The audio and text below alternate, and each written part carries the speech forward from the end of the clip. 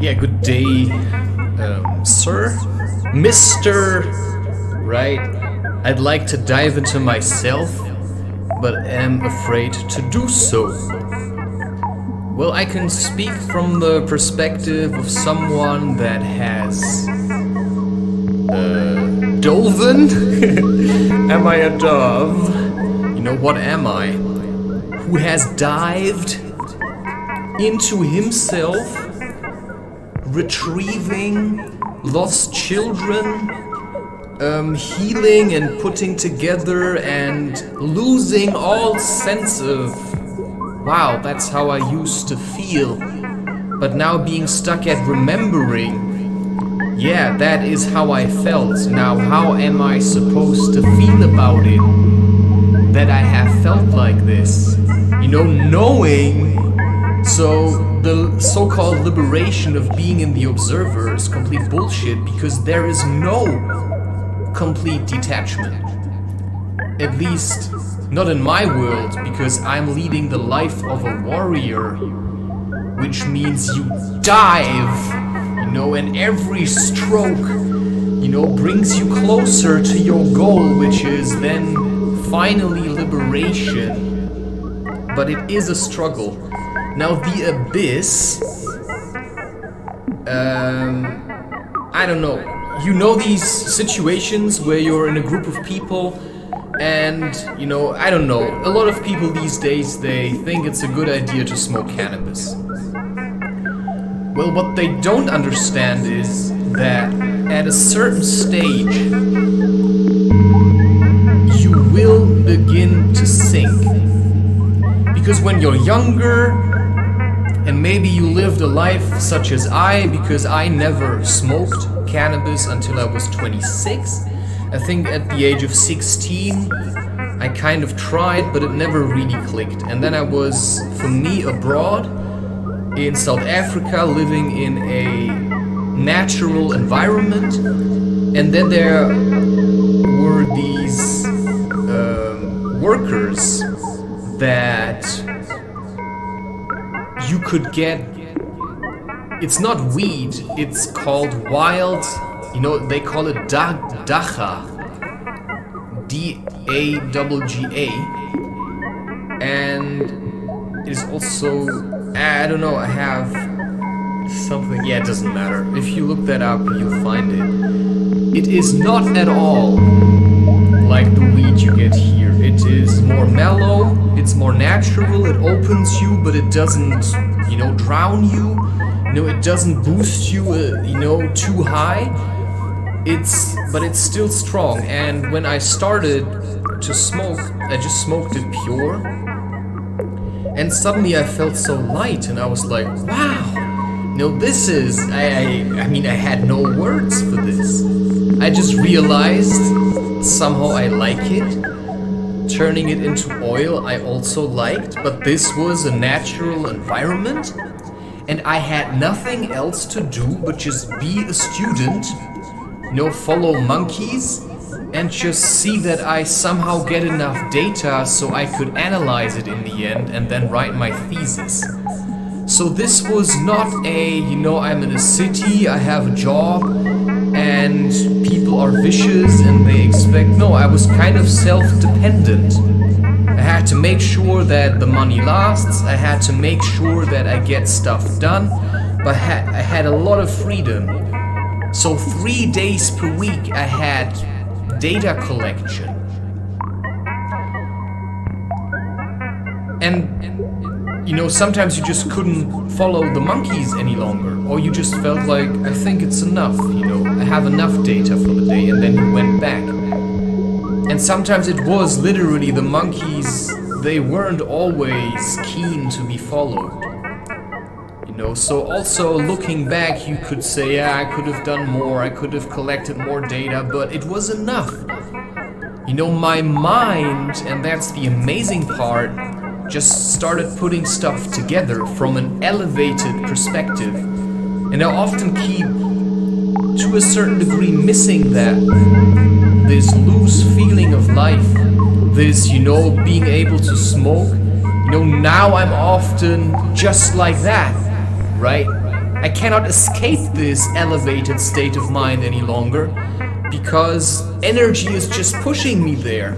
In a certain sense, like, it's better for you to be up here so you can guide us down there. But if I forget what it's like down there, I lose track of why I'm here. Why am I even doing this? So I have to stay grounded.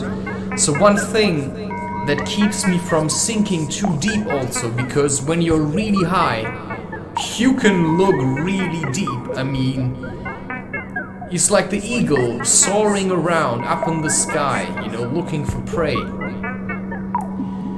But since I have this kind of mentality of a warrior, which of course inspired me to write the book, Mentality of a Warrior, which is about the quest, what is a man, but also the warrior, the mentality, the mental stuff, but also the man in there, the balanced, I'm a guy, there's something dangling between my legs, which separates me from what we call a woman, right? So, there are so many abysses that you can dive into, but I like to stick with the stuff that, I'm not gonna concern myself with Roswell, because other people are already as alien to me as anything else. I just don't understand how some people communicate, how ignorant you can be of your own position in life, and how, in what kind of a relation we stand to each other.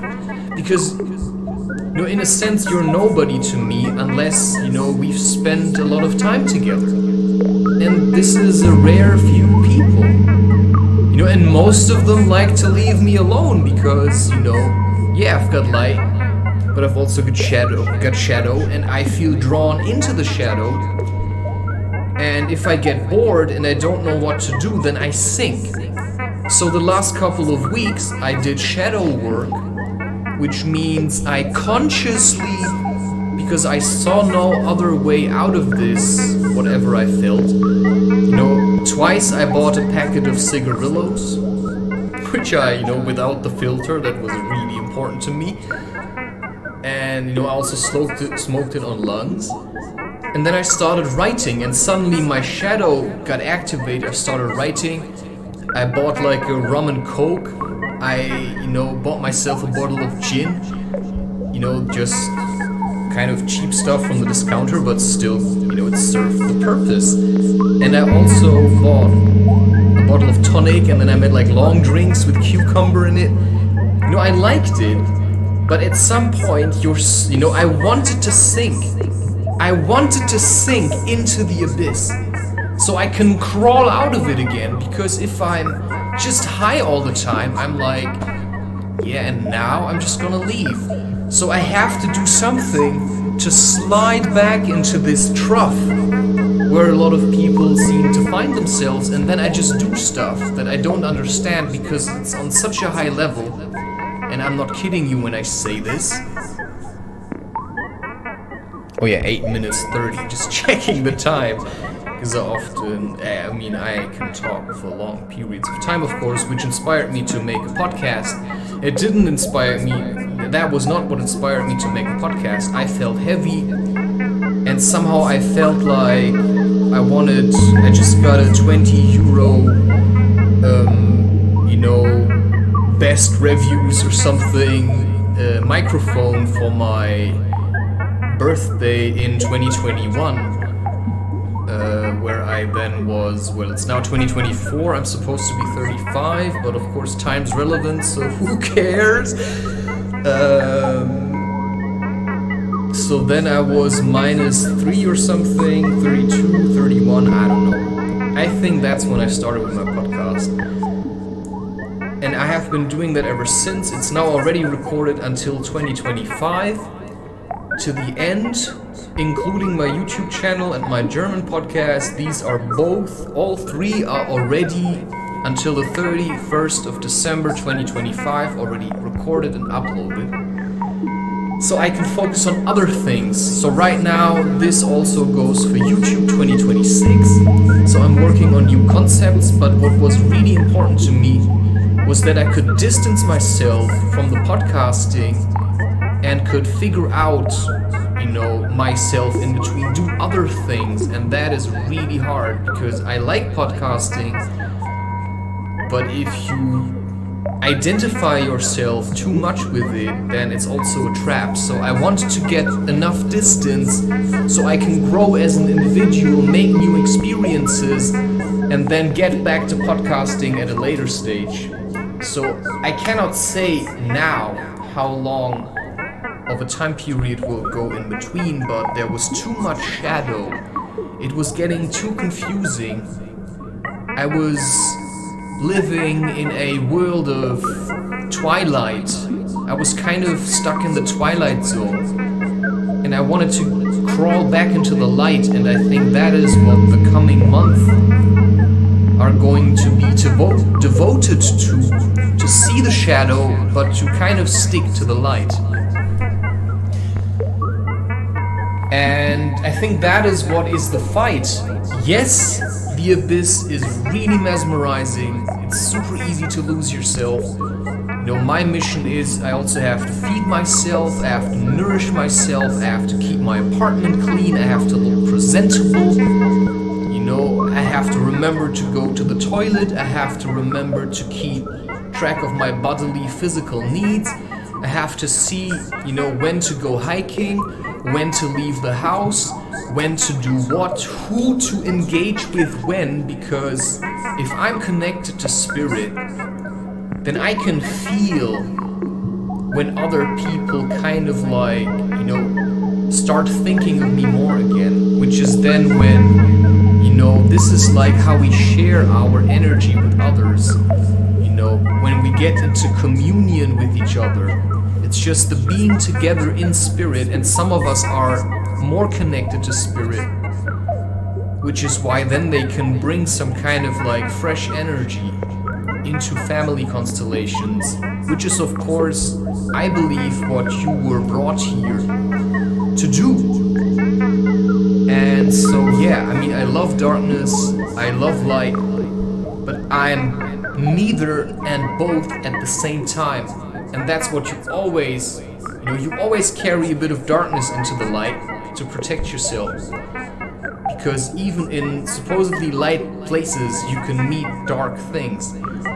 And in dark places, you can meet light things. So the question is, what is what? Well, yesterday I watched Alien,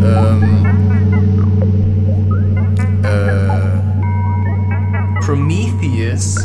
I had this, you have to do this now, and I watched it, and there came an insight, a very clear message, and it said, nothing is peaceful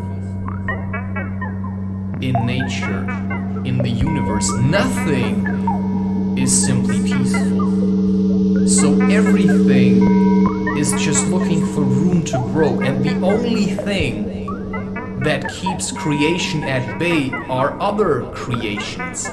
So yeah, the face of death is what keeps us, from holding on, and you cannot escape it. And there's always a bigger beast, and it could be time, maybe it's the mountain, it's certainly not humanity. But, working together, of course, increases your ability to make an impact, because the impact you can make alone is ultimately, you haven't got the range, you need more people. So why am I fighting? Heck if I know. This is what I started doing, and now it seems to be working for me. So, right, you become what you do, what you are, I don't know, man.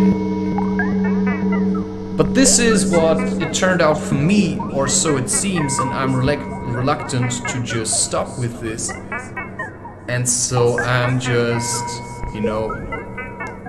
dangling around, looking for ideas and then implementing them. That's it.